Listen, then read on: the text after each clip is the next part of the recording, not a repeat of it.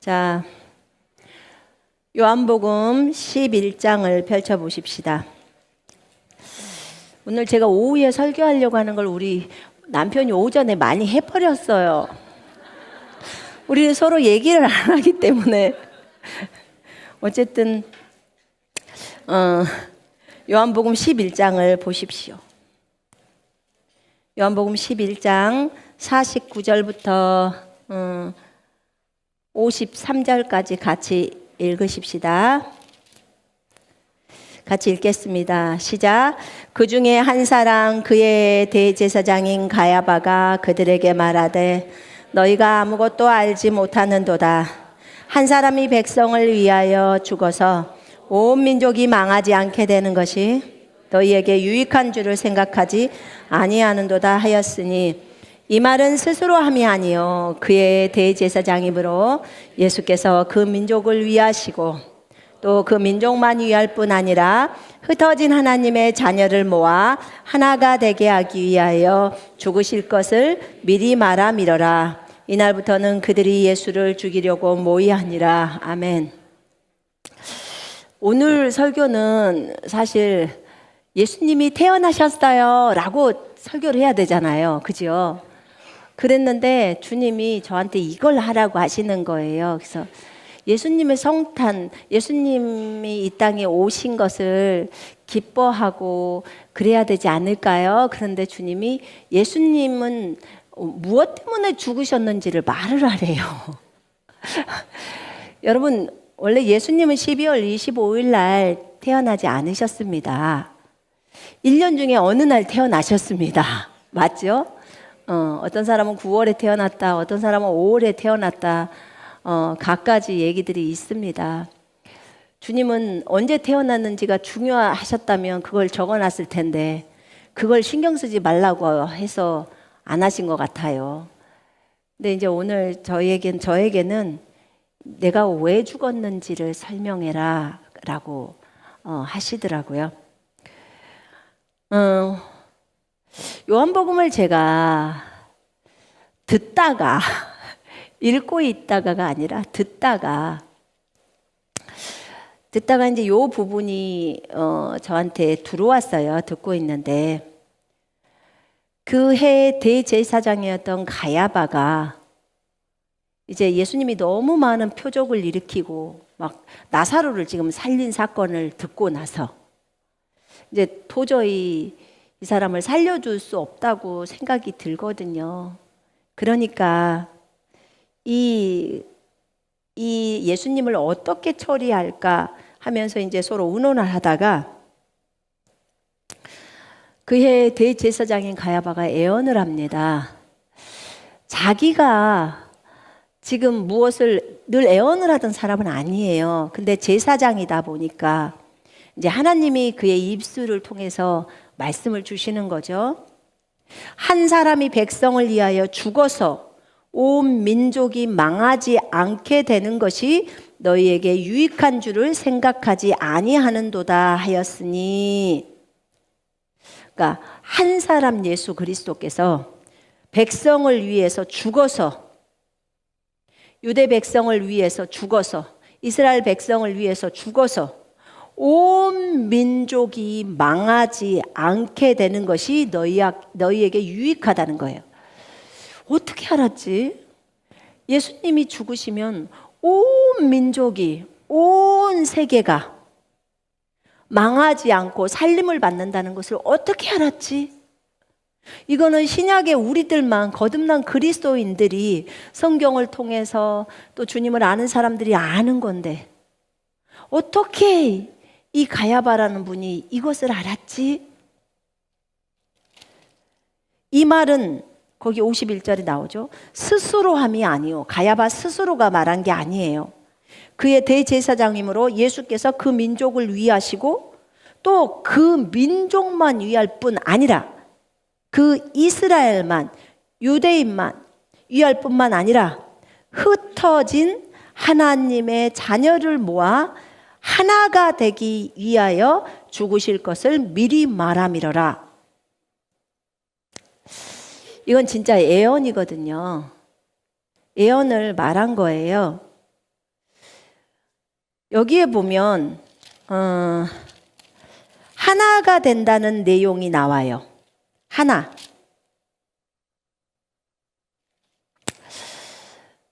하나님, 이 땅에 흩어져 있는 하나님의 자녀, 흩어진 하나님의 자녀를 모아서 하나가 되게 하기 위하여 죽으실 것을 미리 말했다는 거예요.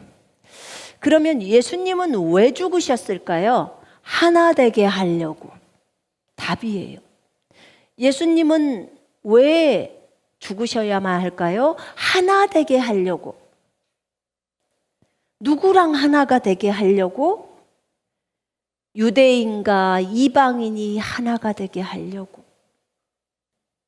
구체적으로는 거듭난 그리스도인들을 얘기해요. 유대인과 이방인 중에서도 거듭난 사람들, 예수 믿고 구원받는 사람들과 하나 되게 하려고 죽으셨다는 거예요. 예수님이. 여러분, 우리는 예수 그리스도를 믿을 때 예수님과 우리가 하나가 되었나요? 예수님과 우리가 하나가 되었나요? 아멘이죠. 예. 예수님과 우리가 하나가 되었어요. 그런데 거기서 끝나지 않아요. 예수님은 유대인과 우리가 하나가 되게 만들려고 하는 거예요.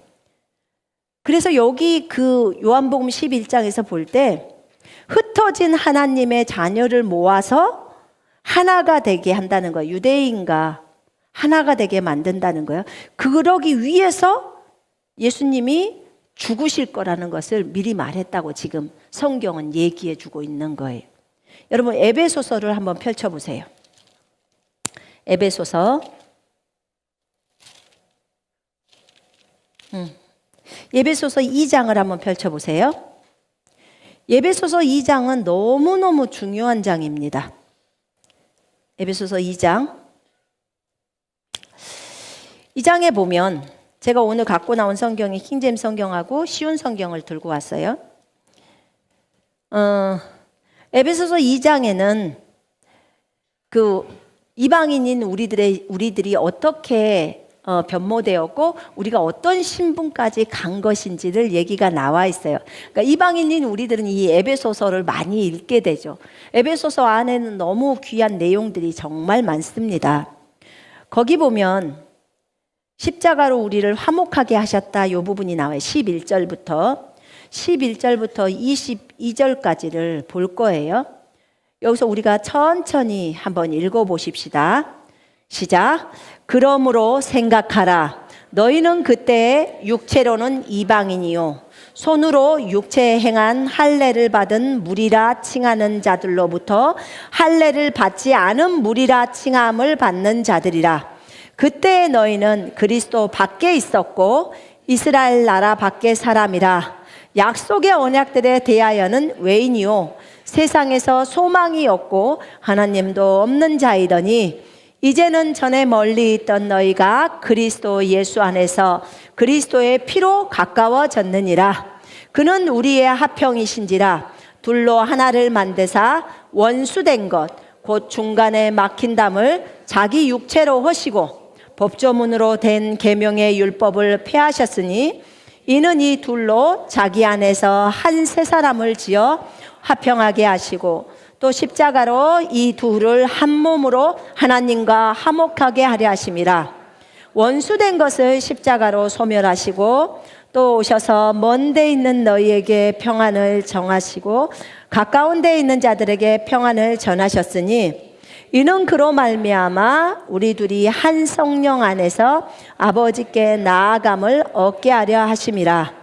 그러므로 이제부터 너희는 외인도 아니요 나그네도 아니요 오직 성도들과 동일한 시민이요 하나님의 권속이라. 너희는 사도들과 선지자들의 터 위에 세우심을 입은 자라. 그리스도 예수께서 친히 모퉁이 돌이 되셨느니라. 그의 안에서 건물마다 서로 연결하여 주 안에서 성전이 되어가고 너희도 성령 안에서 하나님이 거하실 처소가 되기 위하여 그리스도 예수 안에서 함께 지어져 가느니라. 아멘. 여기 11절 보니까요. 여러분은 이방인으로부터 태어났습니다. 우리는 이방인으로 태어났습니다. 이스라엘 사람이 아니면 전부 이방인입니다. 그러면 이스라엘만 빼놓고 나머지는 전부 이방인이죠? 그러나요? 네, 맞습니다. 전부 이방인입니다. 이스라엘만 빼놓고. 유대인들로부터는 우리는 할례받지 못한 자라고 말합니다. 할례받지 못한 자. 그렇게 이제 말을 하는데요. 우리가 완전히 하나님 없이 살았던 사람들입니다. 그리스도 밖에 있었다고 말합니다. 여러분 혹시 여러분이 이방인으로 왔을 때 여러분의 선조들이 예전에 뭐 한 1000년 정도의 선조들이 예수님을 알았을까요? 대부분은 많은 분들이 예수님을 모릅니다. 맞죠? 이방인들은 하나님을 몰라요. 자, 그런 우리들이었어요. 이스라엘 나라에 속하지 않는 타국인들, 우린 타국인들이었어요. 약속의 언약들로부터는 완전히 생소한 자들.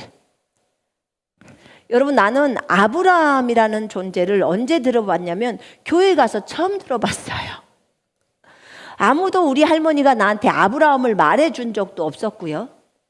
예수님에 대해서도 말해준 적이 없었어요. 저는 크리스마스 때 떡 얻어 먹으러 어렸을 때 제가 교회를 갔었던 게 크리스마스 때예요. 크리스마스 때. 그래서 그렇게 했던 것이 기억이 나요.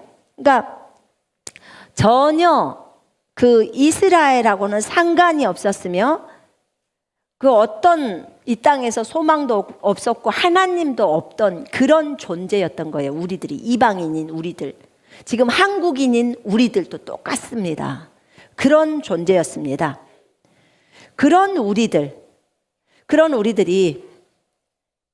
하나님이 은혜를 베풀어 주셨습니다.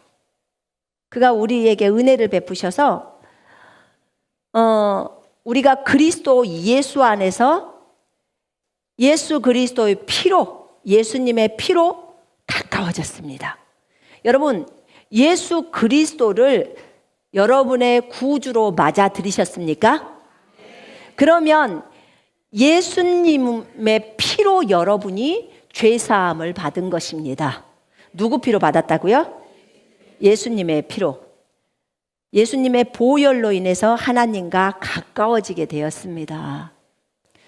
여러분, 구약에 보면 우리가 죄의 문제를, 그 죄를 덮을 때 동물의 피가 뿌려지잖아요. 그죠? 그런 것처럼 신약에 와서는 예수님의 피로 죄를 제거함이 돼버린 것입니다. 죄를 완전히 사해져 버린 거예요. 그렇게 우리가 한때 멀리 있었던 우리들이었지만 그리스도 예수 안에서 그리스도의 피로 우리는 너무나 주님과 가까워졌습니다. 그는 우리의 화평이시니, 자, 그분은 우리의 화평이십니다. 둘을 하나로 만드셨고, 여기서 지금 유대인을 설명하고 이방인을 설명합니다. 그리스도를 통해 평안을 누리고 유대인과 이방인이 그리스도 안에서 하나가 되었습니다. 14절에 내가 쉬운 성경으로 읽습니다. 이전에는 마치 둘 사이에 벽이 가로놓은 것 같았으나 예수 그리스도는 자신의 몸을 내어주심으로써 그 미움의 벽을 허물어뜨리셨습니다. 그러니까 유대인하고 이방인은 절대로 같이 붙을 수가 없다는 거예요. 우리 유대인과 이방인 사이에는 벽이 있대요. 담이 있다고 이렇게 표현이 되어 있죠. 가로막힌 중간에 담을 허물어뜨리셨대요. 그래서 그 벽을 허물어뜨리셨는데 유대인의 율법에는, 잘 들어봐요, 유대인의 율법에는 너무나 많은 명령과 규칙이 있었습니다. 율법이에요. 613가지 지켜야 될 게 있죠. 그러나 예수님은 이러한 율법을 폐하셨습니다. 율법이 있는 한 이방인과 유대인은 하나가 될 수가 없습니다. 없어. 유대인의 법규에 이방이라고 밥 먹으면 큰일 납니다. 여러분 그거 기억나세요? 베드로가 이방인하고 같이 밥 먹다가 유대인들이 오니까 밥 안 먹은 척 숟가락 빼놓고 저 뒤에 서 있다가 바울한테 한 소리 듣죠. 왜냐면 유대인이 오니까 유대인들한테 잘 보이려고 자기 이방인하고 밥 안 먹었다고 안 먹은 척 하다가 들킨 거예요. 왜냐하면 유대인은 이방인하고 상종해서는 안 되게 돼 있어요. 유대인의 입장에서는 이방인은 개입니다. 강아지. 그러니까 강아지 같은 우리들이 예수님을 믿어가지고 하나님의 자녀가 되어버렸어요. 유대인은 본인들이 예수님을 거부함으로 예수님을 거부해서 하나님의 아들들이 못 돼 있는 상태예요. 지금 사태가 이렇게 벌어져 버린 거거든요. 근데 이 율법을 예수님이 폐하셨다고 에베소서 2장 15절에는 적어져 있습니다. 예수님은 이러한 율법을 폐하셨습니다. 유대인과 이방인을 갈라놓던 율법을 없애심으로 유대인과 이방인을 갈라놓은 율법이라고 그래요.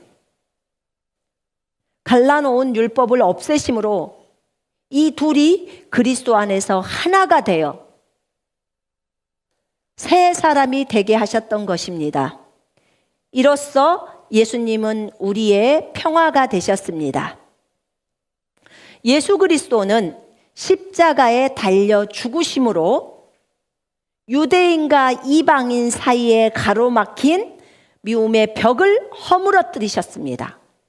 이 둘은 하나가 되게 함으로써 이 둘 모두 하나님과 화목하게 되기를 바라셨습니다. 아멘. 이제 이해되시죠? 여러분, 이 에베소서 2장 15절, 16, 17절 굉장히 중요한 말씀입니다. 우리는 애초에 하나님과 원수지간이었습니다. 이스라엘만 선택받은 백성이었고 민족이었습니다. 이방인들은 다 강아지였습니다. 이런 족속이었어요. 그런데 예수님께서 오셨습니다. 성탄이니까 너무 기쁘죠. 하늘로부터 오셨습니다. 천사들이 목자에게 나타났고 목자들은 천사들의 소리를 듣고 천사들의 찬양 소리를 듣습니다. 오늘 베들레헴의 다윗의 동네에 너희의 구주가 태어났어요. 당신들의 구세주, 우리를 지옥에서 건져내신 분, 우리를 죄에서 건져내신 분, 우리를 질병에서 건져내시는 분, 우리를 사탄의 억압으로부터 건져내신 분, 구주가 태어났어요. 당신들은 기뻐하세요. 하늘에도 기쁨이고 땅에도 기쁨입니다.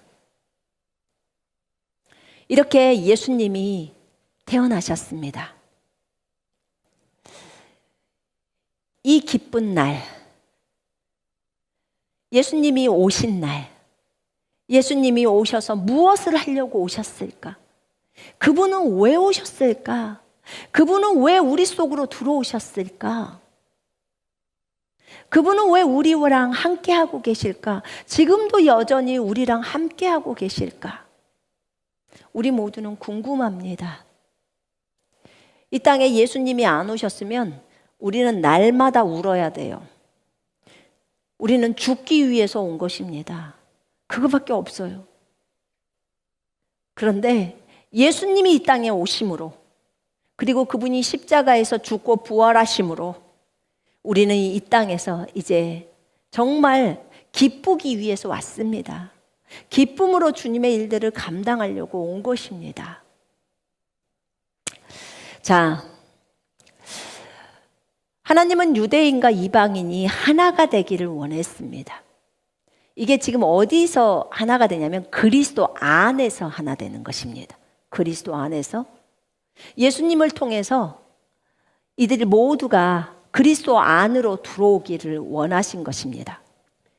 여기를 보면 이 둘로 하나를 만드사 둘을 하나로 만드셨고, 그분은 화평이신데, 여기서 분명히 그리스도 예수 안에서 그리스도의 피로 우리는 가까워졌어요. 예수님을 영접함으로. 그분은 우리의 평강이십니다.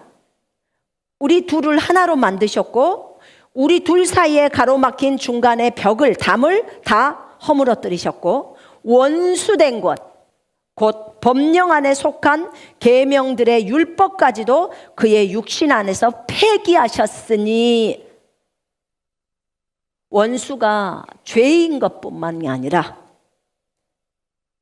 육신적인 것이 죄인 것뿐만이 아니라, 원수된 것, 곧 법령 안에 속한 계명들의 율법,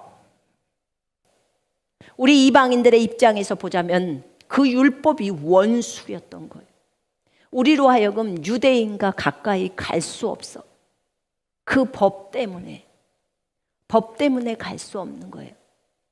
여러분, 법은 지키라고 주어지는 거죠? 아멘이십니까? 아멘. 법은 지켜져야 하는 거예요.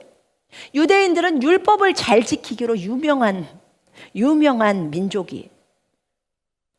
그들은 율법이 우리나라에서 말하는 헌법하고 똑같은 거예요. 여러분들이 저 바깥에서 신호등 안 지키고 건너가면 딱지를 2만 원짜리 뗍니다. 3만 원짜리 떼요. 차도 초록불에 가잖아요. 빨간불인데 차가 지나갔다 그러면 스티커 날라옵니다. 똑같아요. 이 율법도요, 유대인들은 반드시 지켜야 합니다. 안 지키면요, 돌 맞아 죽어요. 돌 맞아 죽습니다. 요한복음 8장에 보면 현장에서 가늠하다 잡힌 여인, 사람들이 돌로 치려고 했습니다. 제가 예수님이 그 말씀하시는 걸 들으면서 참으로 놀랐어요. 모세는 이런 여자를 돌로 치라고 했는데 선생은 어떻게 말씀하시겠나이까? 이렇게 말해요, 유대인들이. 예수님은 율법을 어기면서 말씀하지 않으시더라고요. 근데 기가 막히게 말해요. 너희도 돌로 쳐라. 대신에 앞구절이 있다. 너희 중에 죄가 없는 자가 먼저 돌로 쳐라 라고 하는 거예요. 우와, 기가 막혀버린다. 돌로 치라는 말은 동일했어요. 그런데 죄 없는 자가 먼저 돌을 들어서 던져라, 그 말합니다. 이 세상에 죄 없는 사람이 어디 있습니까? 죄 없는 사람은 아무도 없어요. 그래서 어느 누구도 돌을 들 수가 없는 거예요. 양심의 가책을 받고 다 가버립니다. 유대인들은 율법을 지키는 것을 너무 열심으로 했던 거예요. 근데 율법에 이방인들과 상종을 해서는 안 되는 것이 나옵니다. 그래서 우물가의 여인이 요한복음 4장에서 유대인인 당신이 왜 이방인인 저에게 물을 달라 하시나이까? 이렇게 말을 해요. 그 사마리아 여인이. 본인이 이방인인데 어떻게 유대인이 자기하고 상종해? 이걸 아는 거죠. 근데 예수님은 이방인하고 상종하신 거예요. 얘기를 하신 거예요. 그러니까 예수님은 일반적인 유대인들하고 좀 다르신 거죠. 달랐어요. 근데 여기서 원수된 것, 법령 안에 속한 계명의 율법까지도 예수님이 폐기를 해버리신 거예요. 폐기하셨는데 무엇으로 폐기하셨냐? 자신의 몸으로 폐기하셨어요. 몸으로 어떻게 율법을 폐기하셨죠? 몸을 죽음에 내어놓음으로. 이게 무슨 말일까요? 이게 어떻게 된 걸까요? 율법은 분명하게 하나님께서 모세를 통해서 주신 법이란 말이에요. 우리는 지금 율법을 지키지 않는다는 것을 다 알고 있습니다. 제가 설명할 거예요. 그런데 어떻게 된 일이지? 네. 주님이 죽지 않으시고서는 율법이 폐기될 수가 없었던 거예요. 이럴 수가. 법을 쓰신 분이 자신이 법 때문에 죽으셨네. 죽어버리신 거예요.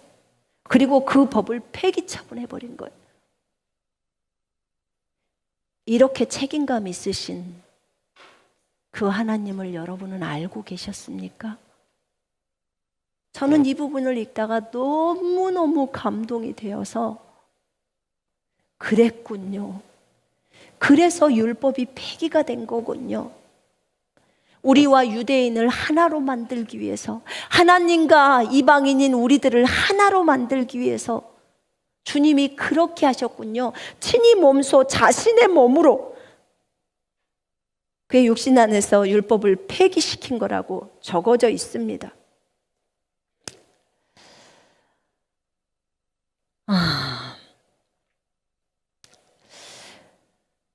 여기 보면 거기 한번 보실까요? 16절에 한번 볼까요? 그가 십자가를 통하여 둘을 한 몸으로 만들어 하나님과 화해하도록 함이며 그 십자가로 원수된 것을 죽이려 함이니라. 본인이 십자가의 죽음으로, 자기 몸이 죽죠. 주님의 몸이 죽죠. 십자가의 죽음으로 원수된 것을 다 끝내버리는 거예요. 원수된 것을 죽여버린다는 거예요. 더 이상 힘을 발휘하지 못하도록 한다는 거죠. 십자가를 통해서, 자신의 죽음을 통해서 둘을 한 몸으로 만들어 유대인과 이방인들을 한 몸으로 만든다는 거예요. 한 몸으로 만들어서 한 새 사람이 되게 한다는 거예요. 한 새 사람으로 창조하사. 이럴 수가. 자신이 십자가에서 죽으심으로 율법이 다 폐기되고 그 다음에 이 둘이 하나가 되어서 한 새 사람으로 창조가 가능되어진다는 거예요. 이 깊은 진리를 에베소서가 말하고 있어요.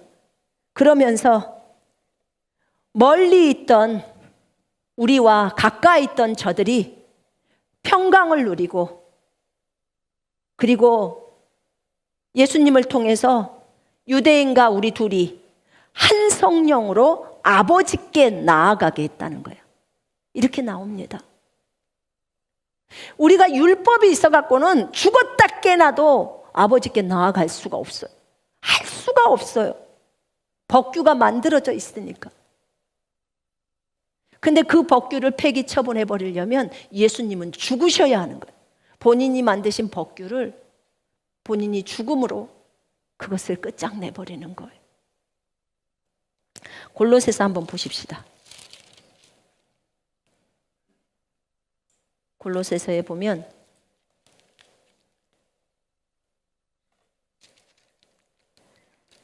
자, 2장 보세요.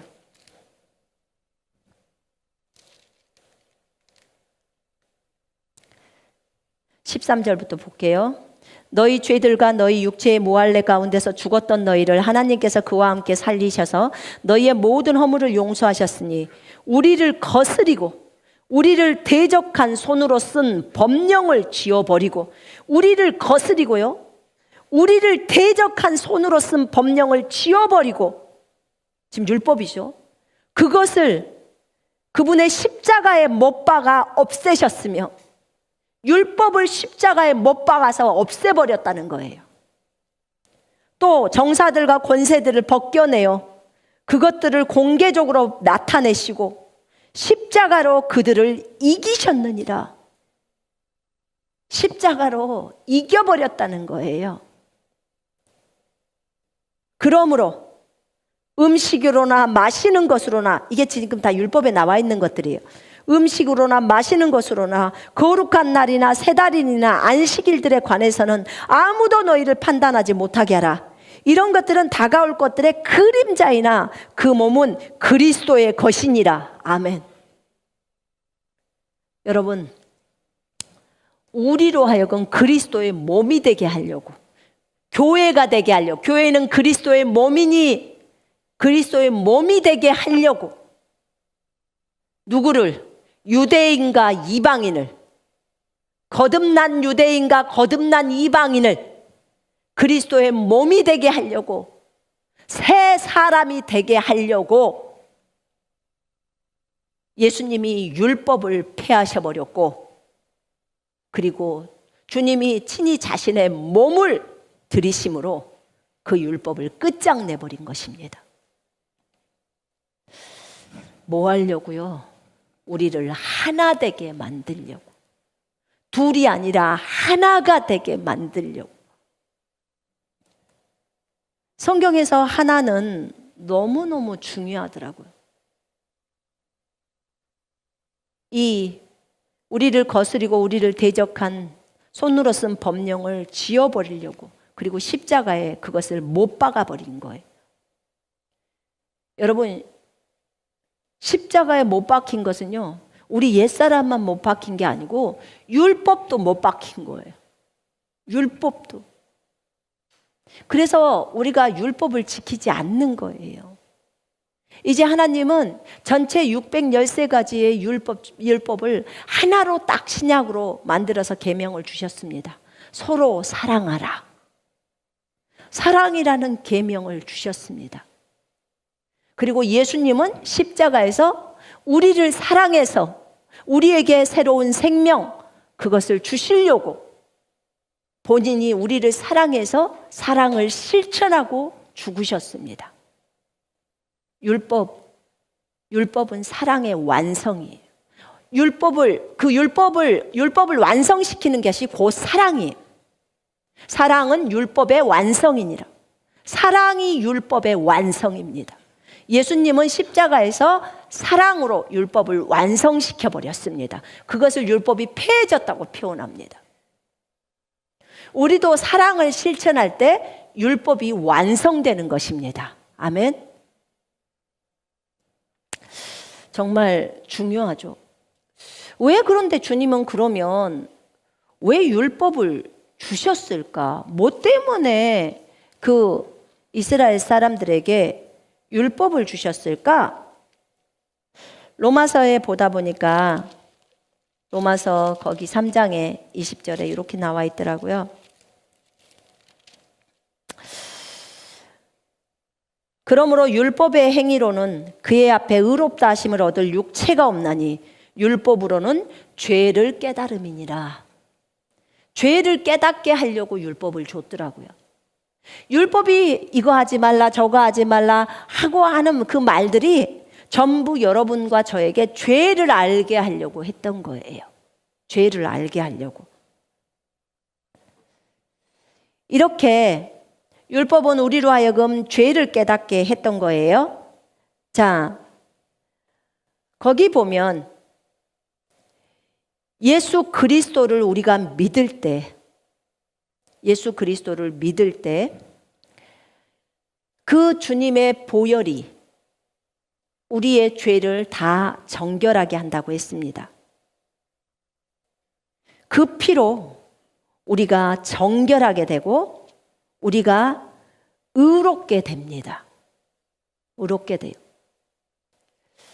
율법은 우리를 예수 그리스도께로 인도하는 몽학선생, 지도교사가 된다고 갈라디아 3장에는 나와 있습니다. 거기 한번 보십시다. 갈라디아에서에 보면 거기 19절, 3장 19절에 볼게요. 그런즉 율법은 무엇이냐? 범법함으로 더하여진 것이라. 범법. 죄를 범했잖아요.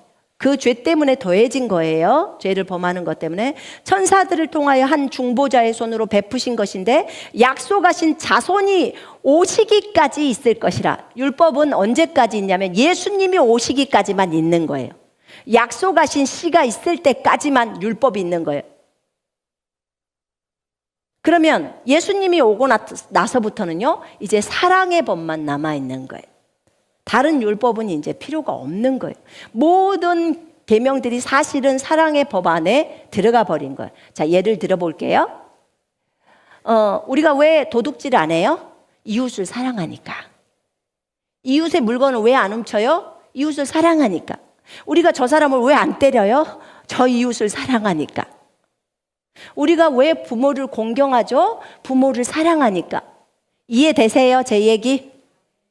전부 사랑의 법 안으로 들어가 버린 것입니다. 그렇습니다. 이렇게 성경은 얘기하고 있습니다. 자, 믿음이 오기 전에 우리는 율법 아래에 매인바 되었다라고 3장 23절에 얘기하고 있습니다. 율법이 오기 전에는 믿음이 오기 전에는 우리는 율법 아래에서 매여진 존재들이었습니다. 근데 나중에 믿음이 계시될 때까지만 율법이라는 것에 갇혀 있다가 이제 그리스도께서 오셨습니다. 자, 율법은 우리를 그리스도께로 인도하는 선생님이라고 했어요. 우리를 데려다가 이제 예수 그리스도께 인계인수하고 율법은 무대 뒤로 사라집니다. 믿음이 온 후로는 더 이상 우리가 율법 아래 있지 않는다고 합니다. 초등교사 아래 있지 않는다는 거예요. 너희가 다 믿음으로 말미암아 그리스도 예수 안에서 하나님의 아들이 되었으니 누구든지 그리스도와 합하기 위하여 침례를 받은 자는 그리스도로 옷 입었느니라. 그리스도로 옷 입었다는 거예요. 유대인이나 헬라인도 없고 종이나 자유인도 없고 남자와 여자도 없으니 이는 너희 모두가 그리스도 예수 안에서 하나이기 때문이라. 너희가 그리스도의 것이면 너희가 아브라함의 씨요 약속에 따른 상속자들이니라. 아멘. 여러분, 오직 율법은 그리스도가 오시기 전까지만 있어야 하는 것입니다. 유대인들은요, 지금 이스라엘에서 전쟁이 일어났잖아요. 요번에 전쟁이 일어났을 때 한 선교사님이 저한테 이제 그 문자를 보내주셨더라고요. 보내주셨는데 10월 7일 날 전쟁이 일어났었는데 그때 10월 20일이든가 며칠 되었을 때요. 이스라엘 국회에서 이건 이제 사상 처음이래요. 그리스도인들에게 함께 기도해 달라고 부탁을 했다는 거예요. 이거는 지금까지 있을 수 없는 일이었대요. 왜냐하면 그리스도인들을 절대로 이스라엘은 인정을 안 한대요. 만약에 예수님이 메시아라는 것을 인정하게 되면 자기네들이 예수님을 죽인 꼴이 되잖아요. 그죠? 그들은 예수님을 메시아로 인정하지 않은 거예요. 일반적인 유대인들은, 구약만 믿는 유대인들은.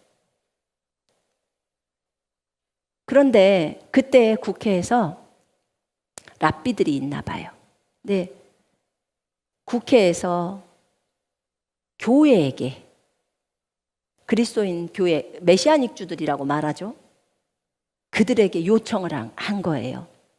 여러분들도 동일하게 기도해 달라고. 그래서 그리스도인들은 너무 놀랬고, 그리스도인들이 또 메시아닉주들이 군대를 갔어요. 예비군들이 자원해서 갔어요. 가서 국가를 위해서 싸웠어요. 그러니까 그들은 더 고맙게 생각을 하죠. 여러분, 지금 이스라엘은요, 이스라엘의 일부가 로마서에 보면 완고해졌다고 해요. 왜요? 우리 때문이에요. 우리 때문이에요. 로마서 9장부터 11장에는 내용이 어떤 내용들이 나오냐면 이런 내용들이 나와요. 이방인의 충만한 숫자가 차기까지는 이스라엘의 일부가 완고하게 된 것이라. 그 이스라엘의 일부가 완고하게 되지 않으면요, 복음이 이방인에게 퍼져가지가 않는다는 거예요. 주님이 복음을 먼저 이방인에게 퍼뜨려 버리려고 이스라엘에서 시작됐지만 이스라엘이 완악하고 고집스러우니까 눈이 감기고 귀가 멀었죠. 그러니까 복음을 바울을 통해서 이방인에게 가게 해버립니다. 그리고 이방인이 구원받아서 다 하나님의 아들들이 되게 만들어버려요. 그리스도 안으로 들어가게 만듭니다. 그리고 이제 이 이방인의 숫자가 다 차면 이제 이스라엘이 구원을 받게 됩니다. 여러분, 이방인의 숫자가 다 차는 시기가 언제냐? 곧 다가옵니다. 마지막 대부흥 때 이방인의 숫자가 다 찬다고 하셨습니다. 그러면 이스라엘도 이제는 복음을 듣고 예수를 믿게 됩니다. 시기가 이렇게 가까워졌습니다. 그래서 우리 이방인들에게 복음이 증거되려고 이스라엘의 일부가 완고한 것이고 그들이 예수 그리스도를 모르는 것이었습니다. 그들도 이제 이방인의 숫자가 다 차버리면 이제 우리가 이스라엘로 들어가서 이스라엘에게 가서 복음을 증거해야 됩니다. 당신들이 알고 있는 그 예수가 메시아요 하고 얘기를 해야 합니다. 여러분들이 그토록 기다리는 스가랴서 14장에 여호와가 다시 재림한다고 한 그 여호와가 예수 그리스도요 라고 설명을 해야 합니다. 그분이 감람산으로, 예루살렘의 감람산으로 들어옵니다. 오십니다. 저 하늘에서 구름을 타고. 그 얘기를 해야 하는 것입니다.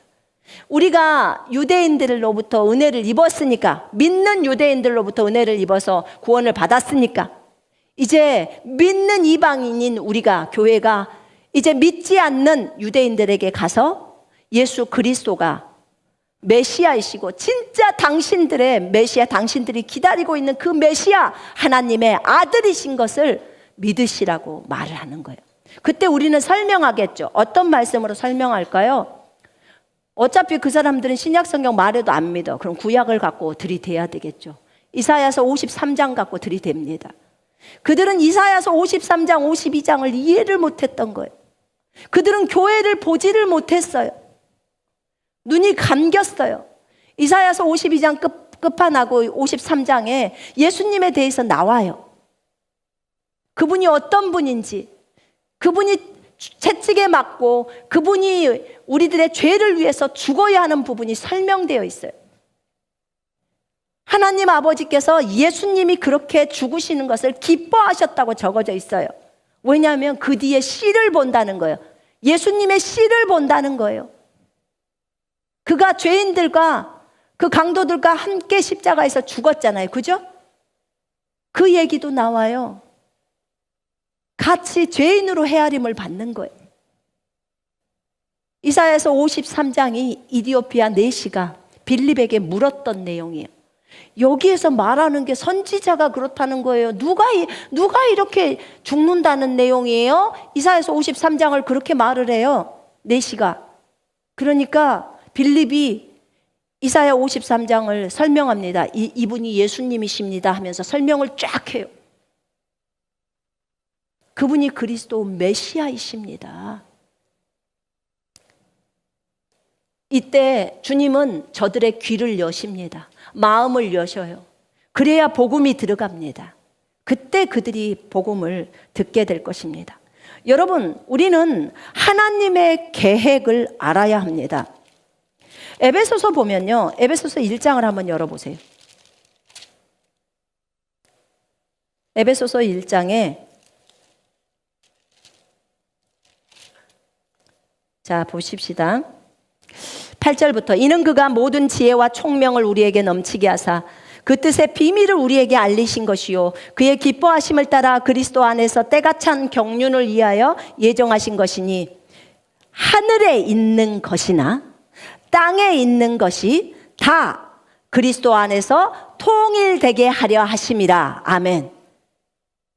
모든 일을 그의 뜻의 결정대로 일하시는 이의 계획을 따라 우리가 예정을 입어 그 안에서 기업이 되었으니. 자, 거기 보십시오. 이는 때가 찬 경륜 안에서 그리스도의 비밀을 지금 말하는 거예요. 하늘에 있는 것이나 땅에 있는 것들이나 모두 다 그리스도 안에서 통일이 되게 한다는 거예요. 하나가 되게 한다는 거예요.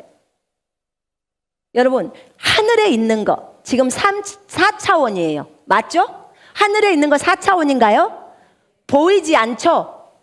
하늘에 있는 별들만을 말하는 게 아니에요. 하나님의 보좌가 있는 곳이 하늘이잖아요. 그죠? 첫째 하늘, 둘째 하늘, 셋째 하늘 다 하늘이요.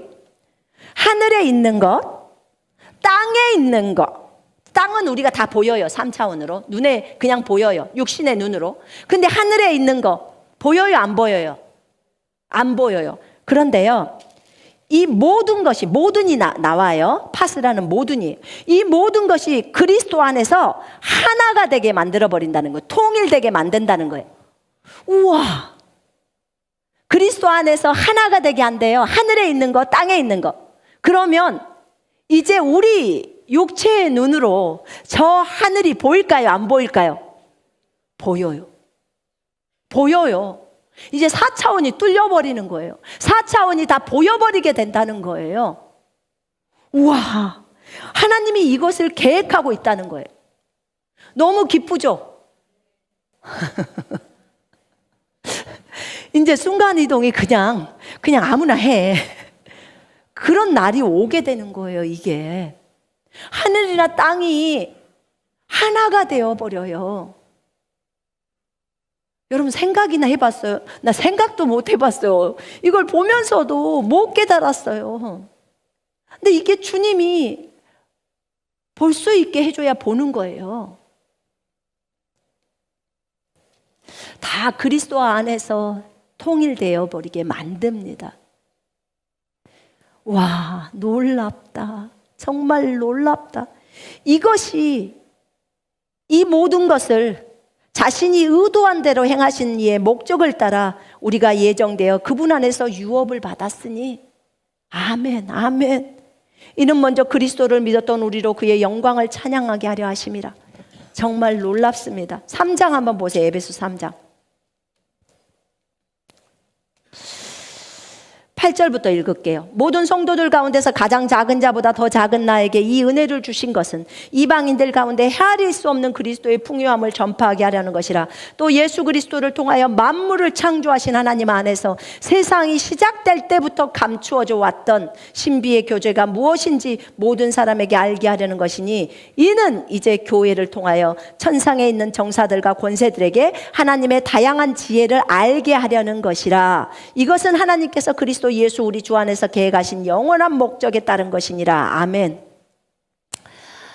교회, 하나님의 신비, 하나님의 비밀 교회, 하나님의 분신, 하나님의 몸 교회.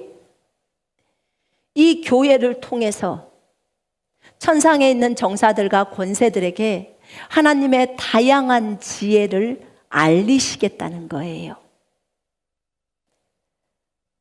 자, 창조가 시작될 때부터, 세상이 시작될 때부터 감추어졌던 신비의 교제가 교회예요. 교회. 이 교회를 통해서 하늘에 있는 정사와 권세들에게 하나님의 지혜를 알리겠다는 거예요. 교회를 통해서 주님은 일하시고 교회를 통해서 다 하겠다는 거예요. 그리스도 안에서 하늘과 땅에 있는 모든 존재들을 다 연합시키겠다는 거예요. 하나가 되게 만들겠다는 거예요. 와, 하늘과 땅과 땅 아래에 있는 모든 것들이 예수의 이름에 무릎을 꿇게 하는 그날이 옵니다. 여러분, 예수님은 그래서 죽으신 거예요. 이렇게 하나를 만들어 버리려고. 자신 안에서 이 존재들, 하늘과 땅에 있는 모든 존재들이 하나가 되게 만들어 버리려고. 더 이상 하늘 따로 땅 따로가 아닌 하늘과 땅이 하나로 딱 오버랩이 되어져서 더 이상 3차원과 4차원의 세계로 나눠지지 않고, 그렇게 되지 않고 하나로 만들어 버리시려는 계획을 가지고 주님은 죽으신 것입니다. 주님의 죽으심은 엄청난 내용들이 그 안에 들어 있었어요. 우리가 무엇이라고 우리에게 생명을 주시고 끝나시는 게 아니잖아요. 우리 속에 들어와서 그분이 우리랑 하나가 되어서 살려고 하시는 거잖아요. 나는 더 이상 너희랑 떨어지기 싫어. 조금의 거리도 두기 싫어. 나는 네 안에서 살 거야. 너는 내 안에서 살아.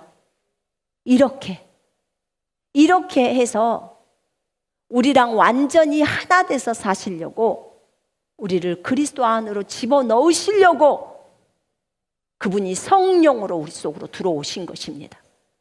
그분이 성령으로 우리 속으로 영으로 들어오시려면 그분이 죽으시고 부활하셔야만이 그분이 합법적으로 우리 속으로 들어오실 수가 있습니다.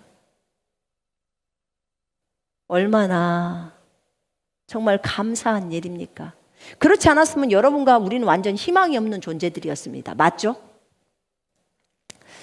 여러분, 날아다닐 그날이 기대되죠? 기대 안 되세요? 저는 이 구절을 보면서 세상에 이제 3차원과 4차원이 다 끝나는구나. 우리는 그때는 죽을 때만 나갈 수가 있었잖아요. 그죠? 그런데 이제는 그게 아니구나. 이제 3차원이 다 4차원이 다 걷어져 버리니까 3차원, 4차원이 따로 있는 게 아니구나. 그냥 이 모든 것이 하나님의 나라가 되어 버리는구나. 그래서 3차원과 4차원이 오버랩이 되어 버렸구나. 하나님이 다스리고 있는 나라가 하나님의 나라구나. 이제는 세상 나라처럼 무슨 왕이 있고 무슨 세상적인 뭐 이런 장관들이 있고, 그래 세상은 세상이고 하나님 나라는 하나님 나라야, 이렇게 분리시키는 거 이제 아니라는 거예요. 이제 주님이 오시면 완전히 그냥 동일한 하나님의 나라인 거예요. 주님이 왕이 되시고 여러분들이 또 무슨 장관들을 되겠죠. 그지요? 그래서 일들을 하지 않을 거예요. 또 어디 나라를 다스리도록 거기 가서 대통령 해라, 왕 해라 하시겠죠. 그럼 하실래요? 네, 해야죠. 주님이 시키시면 해야겠죠. 근데 하나님의 나라는 이렇게 되어 있었어요. 주님은 이 나라를 만드시려고 죽으시고 부활했던 거예요. 유대인과 이방인이 하나가 돼서 성령으로 아버지께로 나아가는 거예요. 자, 보세요. 그러므로 이제부터 너희는 더 이상 나그네도 아니고 타국인도 외국인도 아니고 오히려 성도들과 같은 시민이며 하나님의 가족이니라. 아멘. 여러분이 하나님의 가족이에요. 가족. 누구 가족이요? 하나님 가족, 신의 가족. 오늘 목사님 그랬잖아요. 신의 아들이면 신이라고. 맞습니다.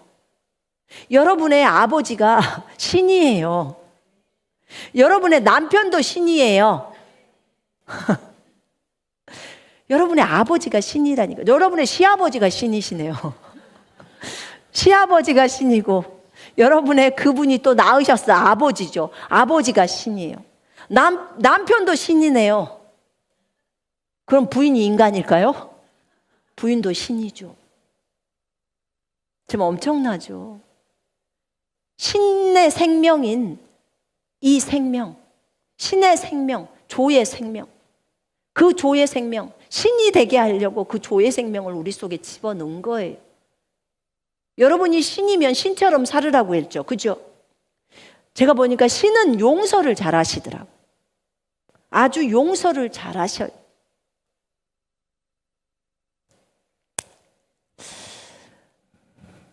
제가 묵상을 좀 하다가 오늘 일찍 끝내라 그랬는데 묵상을 하다가 유대인들이 왜 예수님을 죽였지? 하면서 안식일을 안 지킨 것도 한 이유였거든요. 유대인들은 율법에 따라서만 생각하기 때문에 안식일을 안 지키면 죽이려고 했어요. 이거는 지금 예수님을 믿는 우리 입장에서는 다 이해가 되는데 그들 입장에서는 이해가 되지 않아요.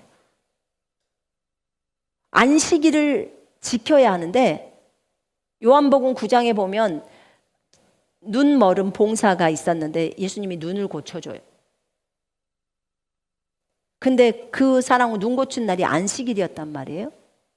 그러니까 그 사람들이 이제 바리새인한테 데리고 가요, 이 봉사를. 이 사람이 말해줘요. 예수라는 분이 내 눈을 고쳐줬어요. 그래서 저기 실로암에서 가서 씻으라고 해서 씻었더니 깨끗이 나아졌어요. 그랬더니 너는 그를 누구라고 생각하느냐? 선지자요. 딱 그렇게 말했어요. 선지자요. 그랬더니 아니라는 거예요. 그는 안식일을 지키지 않았다는 거예요. 그게 무슨 선지자냐? 그러니까 이 사람이 진짜 정말 명언을 날립니다.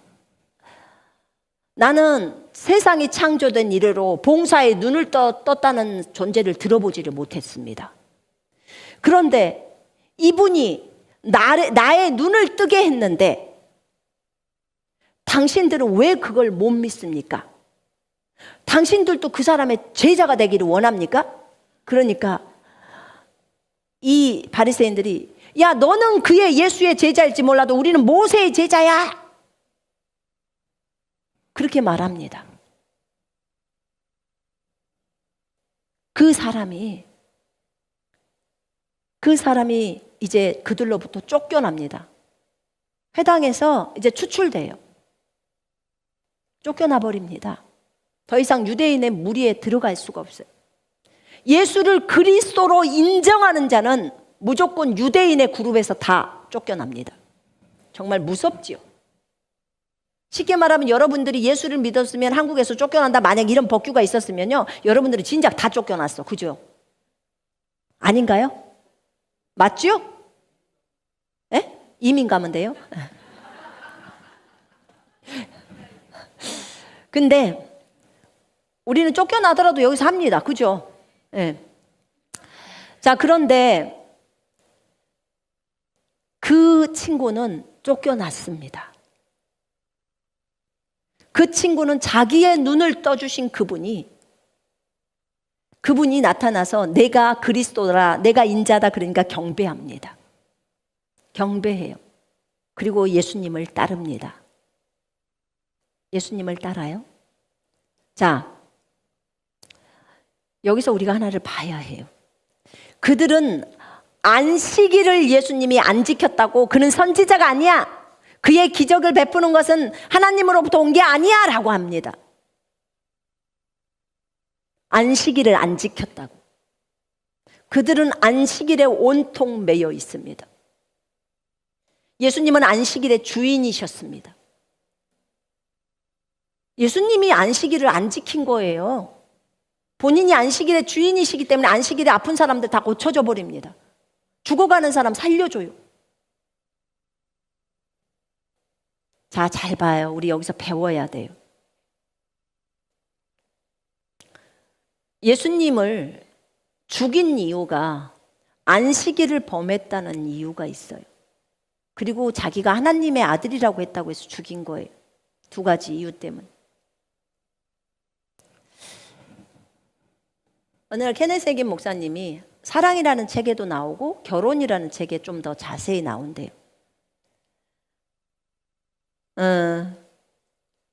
자기가 순복음교회였으니까 순복음교회 쪽에 있는 한 목사님이 갑자기 교회에 사임을 했어요. 근데 이제 그것이 소문이 돼서 본인은 이제 다른 사람을 비판하거나 막 그런 것들을 안 하는 분인데, 이분이 이제 그 아침 기도 모임 시간인가 예배 때 안 나온 사람이 와서 물어봤대요.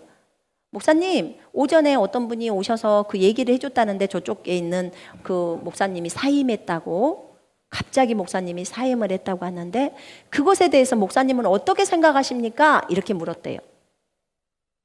그러니까 케네스 해긴 목사님이 저도 그분들의 의견과 동일합니다. 이렇게 얘기를 했대요. 그분들의 의견과 동일합니다. 그러니까 이제 사람들이 수군거리겠죠? 일반적인 그 순복음교회 목사님들하고 의견이 동일하다는 거예요. 케네스 해긴 목사님이. 그 말만 했대요. 그 사람을 비판한 것도 아니고. 근데 혼자 집에서 있는데 예수님이 나타나신 거예요.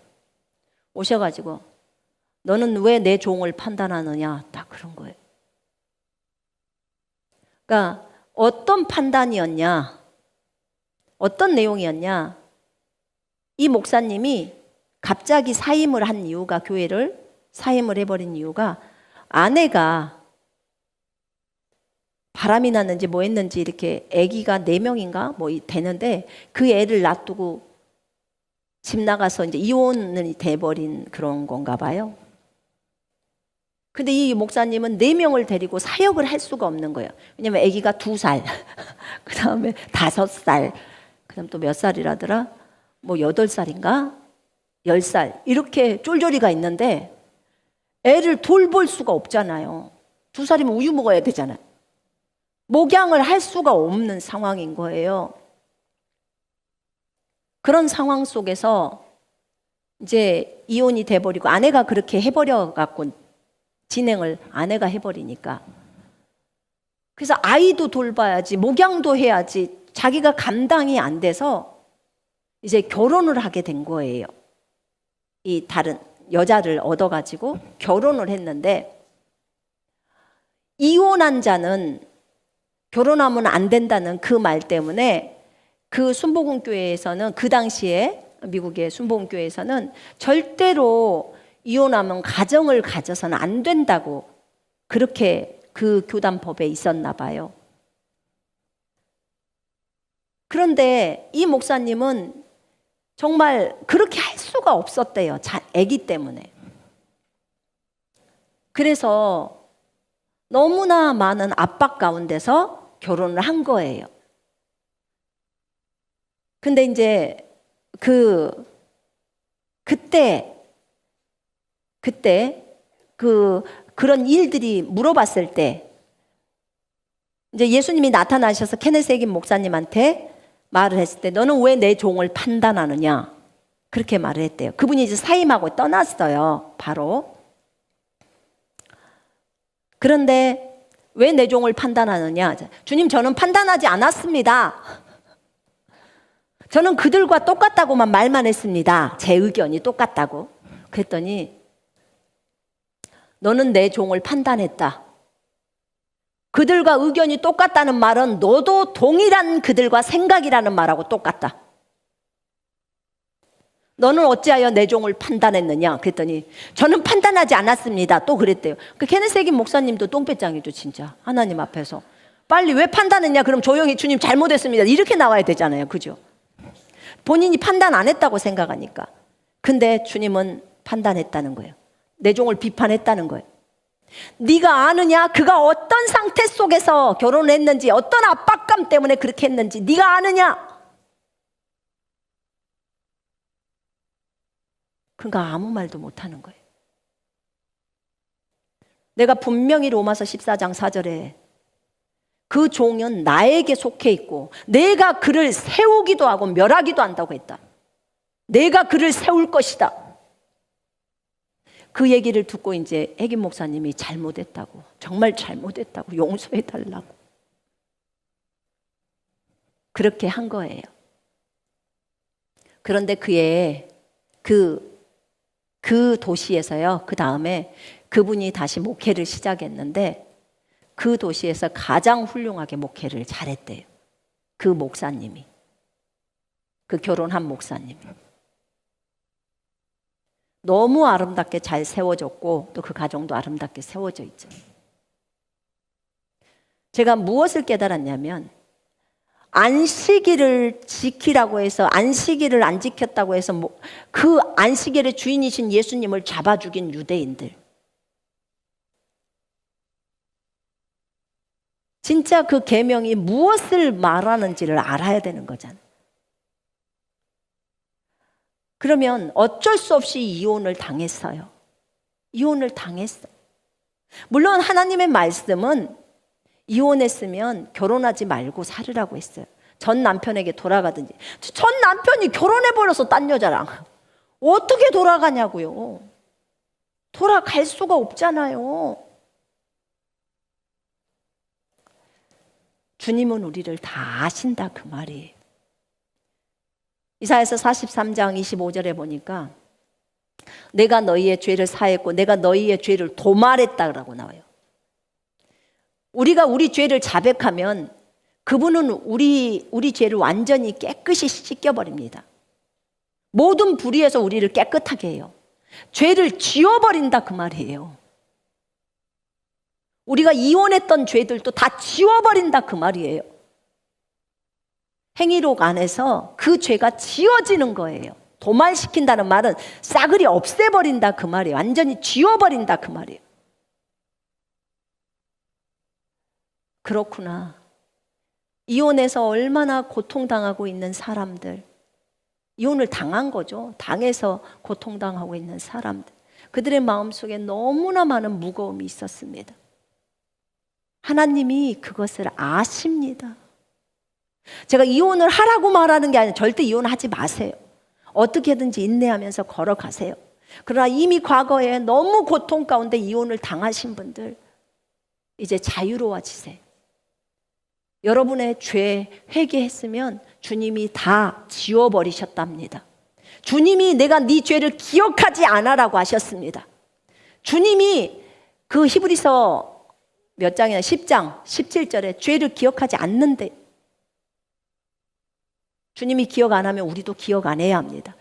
죄를 다 도말시켜버린다는 거예요.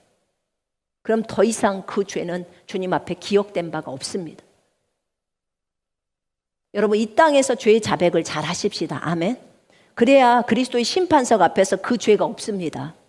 여기서 죄 자백 안 한 것은 거기서 다 까발려질 겁니다.